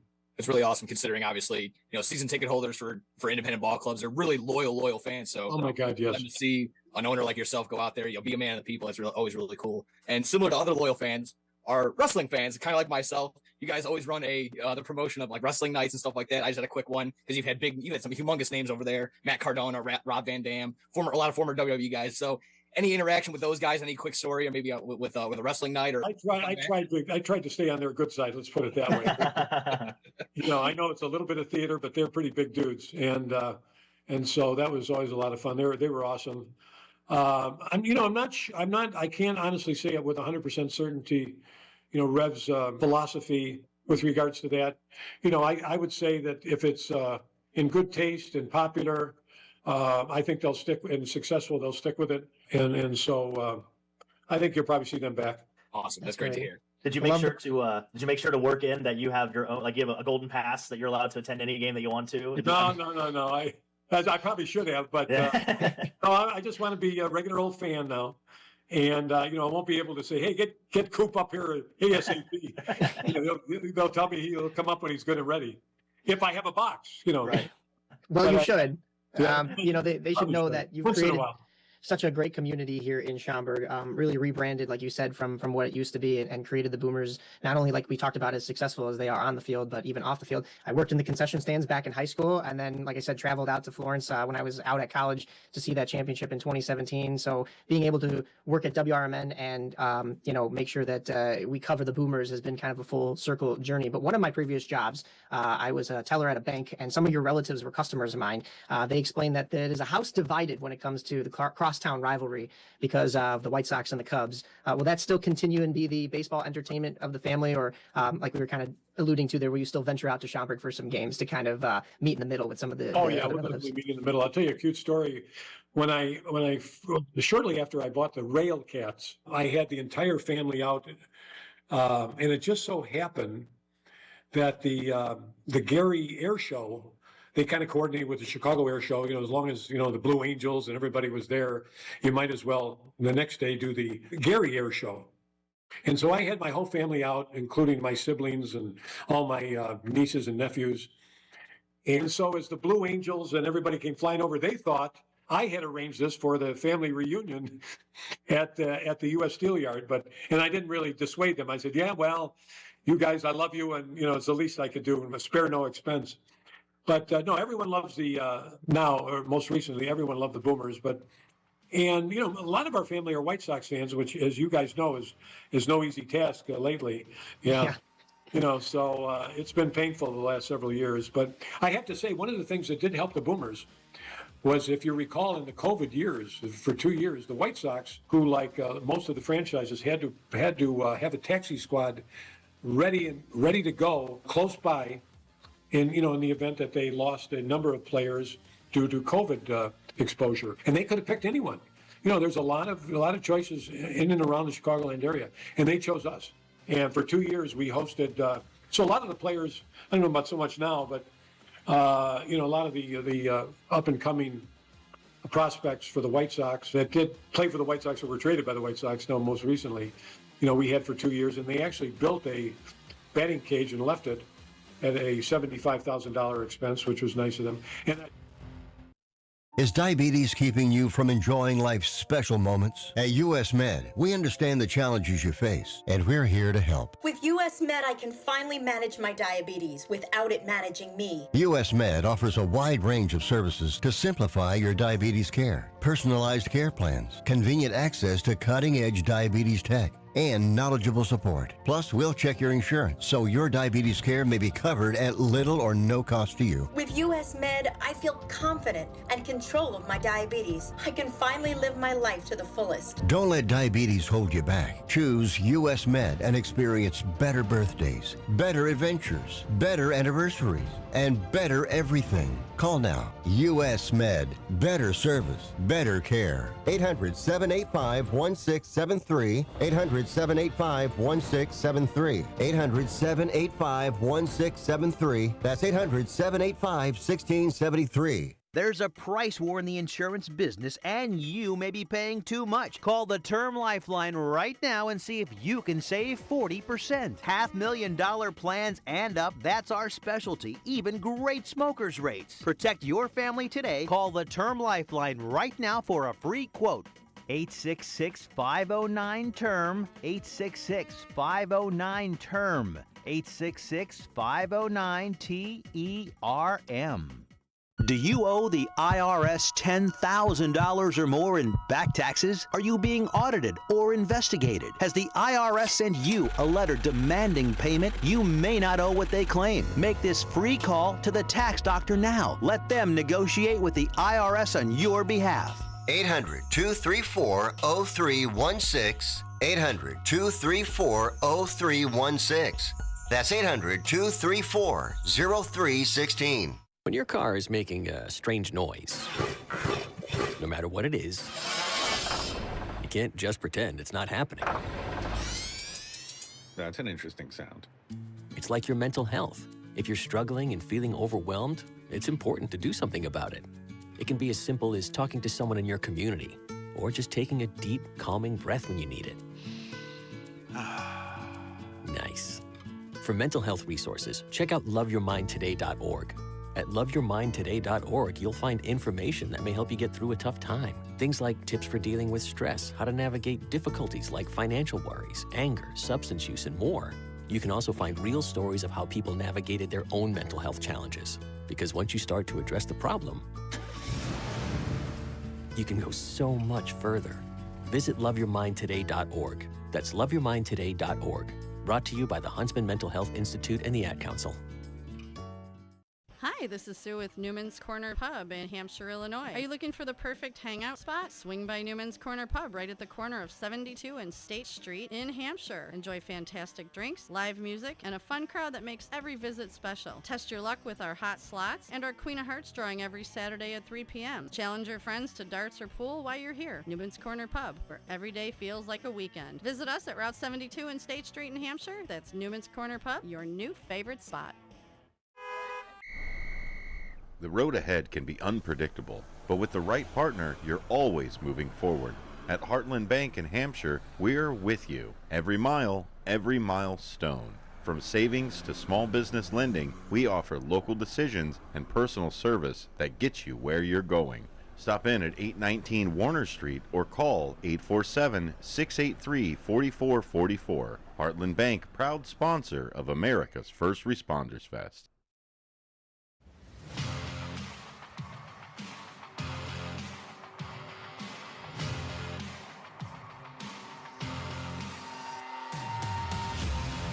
And welcome back, everybody. You just listened to a nice interview between ourselves and former owner of the Schaumburg Boomers, Pat Salvi. Like I said, a great conversation we had. If you want to listen to the whole thing, we just missed the last couple minutes of it, just kind of like his final thoughts, and then kind of us like saying goodbye and thank you and all that. But if you want the full length, full interview, it's going to be up on our socials and all that. So go ahead, same deal. Like, share, subscribe, get on in there, doing all that fun jazz. But Dalton, is it time? It's time. Oh my God! Our Always favorite time. segment of the week, baby. Our favorite time of the week. Our favorite time is indeed the Wheel of Wow, right here on WRMN 1410's On the Rise. No need to exaggerate. No need to explain really, but exactly that. We're gonna let the wheel decide what we talk about for the last few some odd minutes that we got on here for this segment here. Let's go ahead. Yeah. And we've already talked Super Bowl a little bit too, but if you're still out there listening, want to give us your thoughts, 847-931-1410 is the studio line. Hit us up in the YouTube chat, and the text line is 505-926-1410. Exactly. That sounds always fun. This one, again, kind of, funny enough, we were going to talk about it anyways and then kind of trickle it in, but then sure enough, we're like, you know what, let's just put it in the wheel and see what happens. The wheel decided, and sure enough, that's what we're going to talk about. Bulls trades, all of them. Any on all of them. Give your thoughts, questions, concerns. 14 second-round picks. Zach LaVine, DeMar DeRozan, Nikola Vucevic, and Lonzo Ball accumulate 0 first-round picks throughout that entire time. If you saw a picture of them online, you probably thought it was a fever dream, but nope, that happened, folks. Dalton, what were your thoughts? You had some very strong opinions on these trades. Yeah, it's action, but it's not progress. Yes. You know what I mean? So right now they currently have no one on the roster over 6'10". Yeah. They have the Illini are actually averaging an inch taller. No way. Yes. Okay. So right the now the team. conversation Nice. of could the Illinois Fighting Illini maybe put toe to toe with the Chicago Bulls right now? I don't know. Would be interesting. I'd pay to see that. There are 10 point guards on the roster, which is just a joke. And I can't say this enough. I think it's the worst front office right now in Chicago sports. If somehow magically the second round became the first round, maybe the Bulls would be relevant within like 2 or 3 years. But I think as it stands right now, the Bulls' first round pick since AK took over 2020, you had Patrick Williams. 2021, they traded for Vucevic. 2022 was Dalen Terry. 2023 was part of the Vucevic trade as well. 2024 was Buzelis, which we can argue is probably the best pick they've made. By far. And then 2025 is Noah Essengay. And still out. The jury's still out. Is still out. He's hurt right now. Yeah. Won't see him probably again until next year. But, God, it's ridiculous. It is just, it's sad. They made the right trade. They did the right things. The problem is they're only like 2.5 years too late. They sucked all the value out of everything. I mean, ask Sacramento how that's going for them right now. I think they have like 12 wins on the season. Wins, and it's just a mess. And it's going to take all they're doing is delaying their chance to be successful by taking the steps that they've taken. So like, maybe if they could have done this 2.5 years ago, maybe the rebuild was only 2 or 3 years. So maybe like as we sit right now, they actually might be a lot more competitive, this season. But now it's, 2030, 2032 is like a realistic time frame now to when this team could be back and competitive again. That's just we're the real losers. The fans are literally the real losers in this, and I hope that everybody continues not to show up to games. Yes. Don't watch the games, don't show up to the games, don't spend your money on this team. That's the only way you're going to see real change happen. The city unfortunately just thrives on nostalgia that is the Chicago Bulls and Michael Jordan and the 6 rings and everything like that. So until they somehow until that isn't satisfying for them, that's going to be the only way that change is made. And Of course, as you've seen, Nikola Vucevic traded away to the Boston Celtics, already making a little bit of an impact. He had 12 points, 11 rebounds, and some assists in last night's win for the Celtics. So already getting started. But other guys, like Dalen Terry, who was also traded away, he's already waived. For what it's worth, Lonzo Ball was also traded. He's no longer on the Bulls. He was on the Cavs, but traded away to Utah, waived. DeMar DeRozan and Zach LaVine, like you mentioned, haven't done anything. But really, truly the kicker of a guy like Ayo Dosunmu, who shouldn't have. I personally think I shouldn't have been gone. But he's gonna. I feel like he's gonna definitely thrive over in Minnesota. That's my secondary team. That's my West Coast team. If you have a West Coast, West and East team. But yeah, that was exactly what it was. Just okay. Yeah, they're being active, but is it a good active? Is it just that kid that had way too many Doritos and Mountain Dew and is like playing 2K, like, oh, I'll trade this guy and I'll trade this guy and I'll be able to move this pick and I'll be able to do that. And it's kind of, I just felt video game-esque every time I pulled up my phone. I saw a push notification like, all right, Bulls move. Oh, well, that's not good. They're trading expiring contracts for expiring contracts, essentially. And then the last thing on this too, the Bulls are 373 and 471 since firing Tibbs in 2015. That includes 0 playoff series wins. That's crazy. That is unacceptable. Unacceptable. The only thing I'll say is, again, farewell. Thank you to Kobe White. He gets to go home to Charlotte. He'll get some hometown cooking for a little bit. So hopefully that kind of gets him going, gets him right for the second half of their season. I don't know if the Hornets are not really in contention or anything like that, but we'll see if they just. They're right there. Yeah? Yeah. Oh, yeah, that's right. They're just on the outside. They've won 8 in a row. That's right. Yeah. They need to jump the Bulls. Like, the Bulls need to start losing. That way Milwaukee and Charlotte can jump this team, because finishing 10th is not going to do this team any favors. The Hornets are swarming, as they like to say. Nice. It's the first time since the PS2 that they've won 8 games in a row. I don't know if you saw that stat going on. Every team in every other league had won 8 in a row. I had no idea. That's actually hilarious. Wow. Well, here's another one for you. Back to the Super Bowl. Seahawks will be up for sale after Super Bowl 60. Yes, I saw this earlier. What do you believe would have been the best time to buy or sell any team? Is that the right time to do it? Right after a championship? Right, hopefully after a win in that for them, for that sake. But what's the right time to buy what's the best time to sell a team or to buy a team? Well, the best time to buy a team is when they stink. Like right now, like the year that the White Sox were that bad, that'd have been the perfect time to buy the White Sox, right? Because it literally cannot get any worse. Yeah. The best time to sell, would be after a championship. I think it would depend on what assets they have. Like the Broncos, when they won the Super Bowl with Peyton Manning, probably not the best time to buy in, right? Because Peyton Manning's leaving, you're going to have to figure out a new regime. Osweiler, baby. Yeah, exactly. You got to figure out that whole situation. But they have Sam Darnold there. He's 28, maybe 29. He's going to be there for at least 4 to 5 more years. You have plenty of time to. They still have Jalen Milroe, by the way, on the roster, and Drew Lock. Drew Lock, by the way, 90-1 to win Super Bowl MVP. I have no idea how that happened, but yeah, that would definitely make sense. I'd be interested maybe like expansion time. That'd be interesting, I think. Would be like to sell a team when an expansion is about to happen, or maybe the year before an expansion happens, just because depending on what league you in, like the NHL, you're going to lose players to the expansion draft. I'm not real sure how it works in basketball and everything else, but it's essentially the same. I figured it was. Yeah, everybody kind of gets thrown in. I think kind of probably similar to hockey, where you have protection. You get to protect like probably 2 or 3 players, I'm sure, and then everyone else is kind of up for grabs. Fair game, yeah. So you probably hit the nail on the head. That's probably a good time when to buy in and when to sell. Okay, yeah. Again, hopefully, again, that would be the goal for Seattle, is to up that price, get that Super Bowl dub, and be like, hey, yeah, it gets a little bit more, a little bit more out of that. Squeeze as much juice as they have a great GM. John Schneider is one of the best GMs in the league. So I think they definitely have the pieces in place to be successful in the future. For sure. Over on the entertainment side, this is kind of a little bit of softball, nothing too crazy. Oh boy. Just movies and TVs check-in. Kind of, what are you watching? What have you been catching up on? Anything lately? Me personally, I got nothing right now other than just me trying to catch up on my wrestling that I get every day. It's jam packed. You get wrestling every day. You got Monday night. You got Monday Night Raw. Tuesday there's NXT. I try when I can to get that. Yeah.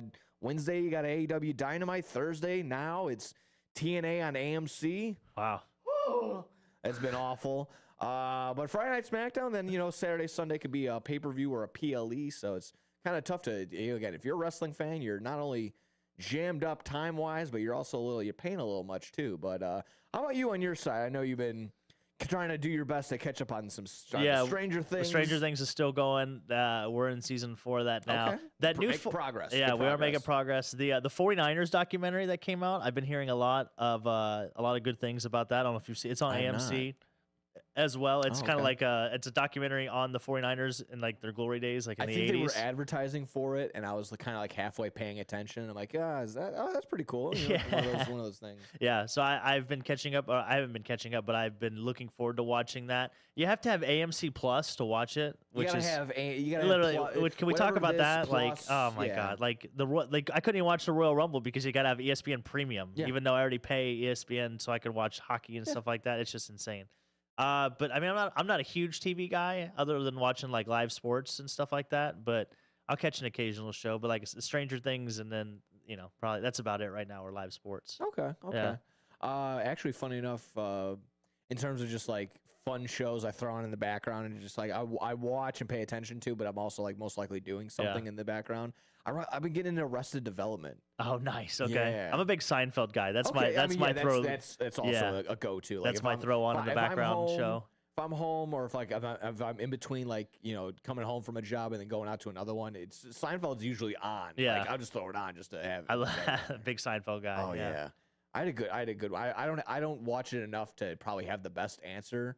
But do you have like your favorite one-off character? Oh, because that was brought up on another show that I like to listen to. It's called Are You Garbage? And they're huge Seinfeld fans because they're all comedians. And they look up to Jerry Seinfeld. Yeah. But they said like Elaine's dad, that episode, like that's like one of the best ones. I like George's dad, like the same guy that isn't like King of Queens. Oh, okay. Yeah, I cannot remember that actor's name. Oh, that's it's Ben Stiller's dad, right? Or is that Ben? That might be Ben Stiller's dad. Yeah. I could. Yeah, but I just love his character. I love his character in a lot of different shows that he's in. So I don't know if he's really necessarily a one-off because you see him repeatedly. He's recurring character. But as far as a one-off character, that's a great question. I do like the one girl that Jerry was dating, like her dad runs a restaurant, and then he catches him leaving without washing his hands, and then he like kind of freaks out and calls the health department on that. That's a good one. I don't know if he's reoccurring. The guy that he talks too close. That was a pretty. Oh yeah, that is a good one. I mean, obviously the soup kitchen, right? The soup Nazi. Yeah, that's a good one. And he's funny enough. He's always at like I think he's going to be at C2E2 this year. Nice. So go get your ladle signed by the soup Nazi. Okay.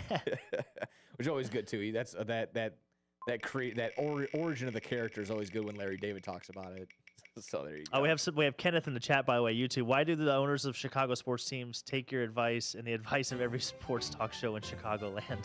I don't know. They should. They really should, Kenneth. I wish they would listen, but they don't. If they would sacrifice a couple years. And it's not like people.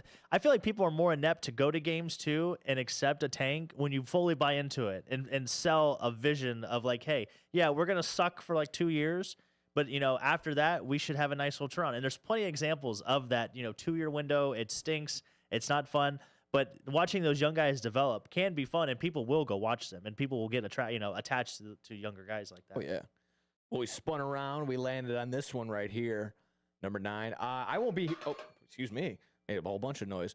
I won't be here next week, so I want to ask you this one. They announced the celebrities that will be in the NBA Celebrity All-Star Game next week. Who are you excited to see, and who would you like to see one day in said Celebrity All-Star Game? I got the roster right here. I can give you a couple big names. Keegan-Michael Key, the one half of Key and Peele from the sketch comedy show, Key and Peele. Badshaw is a multi-platinum rapper and Indian entertainment icon. Okay. DJ Mustard, now just goes by Mustard. He will be there. Nice. Multiple platinum rapper Glorilla will be there. It says NBA legend and champion Jeremy Lin. Yes, he won that with the Raptors. My apologies. The Bachelorette and Hulu's Secret Lives of Mormon Wives. Taylor Frankie Paul will be there. Love Island USA's Nicholas Van Steenberge. Did you see the coaches, by the way, for these? You have Team Bonds and Team Rice. Yeah, which is great. The Kumpo brothers are all going to be in that one. And then Mookie Betts, Lethal Shooter, and Chris Burke. Anthony Anderson will also be one of the coaches there. Yeah, you got Shabuzi as well. Yeah. You have Drewski. I think who I'm most excited is Terrell Owens, because Terrell Owens, I think, is that guy. Is he coaching? No, it looks like he's on Team Rice, according to the graphic that I have here for the All-Star Celebrity Game. Okay, maybe they added on because this article I have is 4 days old, so it could have added on. Just finishing off who I have. I know Keenan Allen. Yeah, Keenan Allen. Amon-Ra St. Brown. Oh, you're right. I was looking at 2025 because I'm a meatball. Yep. The NBA insider Shams Charania is going to be playing as well. Cody James, the guy from Too Perfect. Jenna Bandy is a singer-songwriter. Adrian Nunez. Taco Fall. Yeah, Taco Fall, 7'6". Taco Fall. Ooh. Matt Ishba. And then Rick Chanel is also going to be in there. And then let me see anybody else. Rome Flynn, Simu Lee. Keenan Allen. I think I don't know if you mentioned him yet. And then Jason White Chocolate Williams, baby. Yeah. So I think that one's going to be the most underrated. He's going to do his usual, try and maybe bring back the behind the back elbow off the back pass. Yeah. Hopefully you've seen that in the All-Star break or the All-Star games before that. So I think, again, in terms of, we overanalyze the dunk contest, and then they're like, oh, is the 3-point contest the most exciting thing now? I think this actually has some legs to be the most entertaining piece of the entire All-Star weekend because they got a little gimmicky with it last year or the years previous too, where it's like, the first quarter, like, for 5 minutes, points are doubled. And then, the second quarter was like, oh, now we have a 4-point line. And then the third quarter was like, oh, we're going to have NBA legend swap or whatever. Now, now Charles Barkley is playing and so is Shaq or something stupid. So they've actually been getting pretty innovative with it, and I can appreciate it in a time where everyone just sits there and just dog walks the NBA All-Star weekend and says, oh, it could be better here, and I can't believe we're watching a guy jump over a car again to dunk, and just just shut up and enjoy something for once. I do like the celebrity games. I really like the celebrity softball game they do in the MLB. I think that's a good time. That's one of my favorite parts of the entire MLB All-Star game weekend. Though I think we both agree the All-Star weekend for baseball is a lot better than the one in basketball. But to answer your question, I feel like it's got to be Jason Williams, right? Yeah. Like it's got to be the White Chocolate. And, he's been doing good on his podcast. And stuff like that too. So it's just to see him out there balling again. I just hope somebody dunks on Shams. Hopefully, I hope somebody puts him on a poster just so good. Just Woj I miss Woj so much. This week has made me realize how much I miss Woj and the Woj bombs. I mean, that would be the thing. They immediately Photoshop Woj's face if someone dunks on Shams. Yeah, that would be great. That's a great one. They would Photoshop like the rumors that didn't fall through. Right. They just put all those almost put the no S and gay type reaction. Kenneth followed up, by the way, just boycott all the teams. That would end the rebuild mentality. Yeah, I mean that would give it some sort of legs. It would give like, hey, definitely owners would be like, what are we doing? We're definitely doing something wrong if no one's showing up. Yeah, but sometimes you have to rebuild though. That's a part of sports, unfortunately. Without a doubt. This one, just went over to the next one. What we got? Let's see. This one's gonna be a little bit of a fun one. Back to food. Back to Super Bowl foods. Let's blind rank some foods, some go-tos. And so we mentioned a couple of these that are for sure like our go-tos, our household names, our pillars, if you must, of the food that we have on Super Bowl Sunday. Like I said, I'll give it to you. These are 5 ones, and I'll let you blind rank it. I'll go ahead and I'll start off with pizza. Where are you putting pizza? It's a staple. Like I said, it's a good go-to. You're gonna get 6 innings out of pizza if you were a pitcher. Number 3.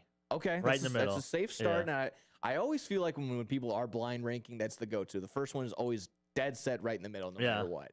So good start, good go-to. I like pizza number 3. Okay, how about pigs in a blanket? Ooh, I'm not a huge fan of pigs in a blanket, so I'm going number 5 there. Okay, yeah. Okay. Right, I think the dipping sauce is better than the pigs in the blanket. Honestly. Okay.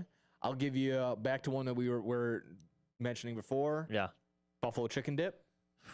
God, is that above pizza? That's tough. You got 1, 2, and 4 open. I know. I just don't know if buffalo chicken dip belongs above pizza. That's what I'm really struggling with. No, I'm gonna go number 4. Number 4, buffalo chicken dip. Okay. Wow. Yeah. Wow. That leaves you with 1 and 2 open for wings. Wings are number 1. Wings have to be number 1. That is your complete game. You're getting more than 6 innings out of wings for sure. Okay. Fair enough. And then finally, just the simple chips and salsa, chips and guac, chips and queso kind of combination. No matter what the chip may be, is a tortilla. Some people, my friends, are kind of we get crazy. Take a Dorito chip and we'll dip it in there. Oh yeah, I like even like the pretzels, like the very thin pretzels that you can do. Yeah, those are like a sour or what am I? Like a chip, like a pretzel. Yeah, those are great with the buffalo chicken dip. By the way. They're a little salty with the kick. Yeah, for sure. Oh yeah, absolutely. So hopefully, I would be somewhere similar if I was blind ranking. If I gave you the same, or like a good taco dip, like a good good taco dip in that regard. I think is phenomenal. I think it's a really good choice. Cannot go wrong either which way. We got time. We can definitely spin around a couple more times in these 3 or so odd minutes that we got here, folks. Again, make sure you like, share, subscribe all around here on every which side that is WRMN and on the Rise side of things as well. All right, this is the fun one that I want to probably get to.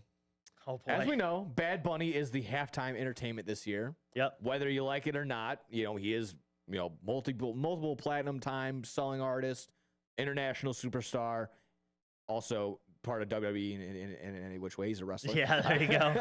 But what if music wasn't the halftime show? What if... Oh, this is easy. What if music wasn't the halftime show? I already know where I'm going. What would you want the halftime show to be? Tell me why it's not Red Panda. What is... Oh, the lady that does the plates? Yeah. Oh, my God. Tell me why it's not Red Panda. Like, come on. Like, Red Panda is like a staple.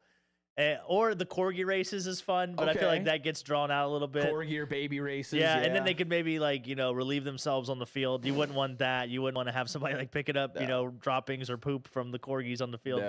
No. Oh, a fashion show. That's a good. Okay, we have another comment here. Fashion show. That'd be interesting. I was leaning towards magic show. Magic show. Okay, like it would be almost Chris the Angel. Same, exactly, it would be the same controversy that we hear with the music. Like, oh, it's David Blaine again. I can't deal with this, man. We want the young up and coming magicians. Oh, hear me out. A Pee-wee game. You know how like in hockey, they have the kids come on. I was considering that. That would like a kids mascots. That'd be there we go. I think the mascot thing would be fun. Just 16 on 16. That would be. That would be hectic. Oh my God, that'd be unreal. Oh, that'd be fantastic. Like you were battling for mascot supremacy. Oh yeah. Yeah. But again, that's a good. But come on, Red Panda. I feel like Red Panda's got to be up like there. Like I said, when I thought of that, my dumb brain went totally to magic show and just like, man, like, can we finally get Chris Angel or something like that? And like all the old heads are like, Penn and Teller, something like that. The fashion show is interesting too because you know how much money the NFL would make on like, oh yeah, what company wants to sponsor the halftime show? Like every clothing company on the planet would be throwing so much money. You can convince a ton of players that aren't going to be at the Super Bowl to like, hey, you want to come? Yeah, like here's wear some money, Versace, or whatever. Come down, be still at the Super Bowl. They're like, yeah, I definitely would have not thought of that. That's a good. that is a great marketing tool, especially because NFL wants to go to international. Yeah, so that would definitely lean into that for sure. Let's see if we can get one more in here before we get on out. And it's hopefully a good one because, like I said, I thought that was the fun. That was the one I for sure wanted to get to, no matter what. Magic show. Exactly. Carrot Top. Oh yeah, it would be like a prop show. How about this one? That's we talked Bulls trades already, but what were some other trades from this week from the NBA that were most interesting, or were there any moves that were made that were kind of under the radar? Obviously, maybe the James Harden. Oh, I was gonna say James Harden. Yeah, that one. I think it's interesting. I think you could look at it from both sides. I think you can see it as the Cavs. Like, I think the Cavs may be the best team in the East now with that trade because now you have Donovan Mitchell and James Harden together. Plus, Darius Garland was a little bit of a defensive liability. Like when they got into the playoffs, what is James Harden then? Well, he's bigger. He's bigger than Darius Garland, and there are metrics that do support that James Harden is a little bit better in the pick and roll than Darius Garland is. So.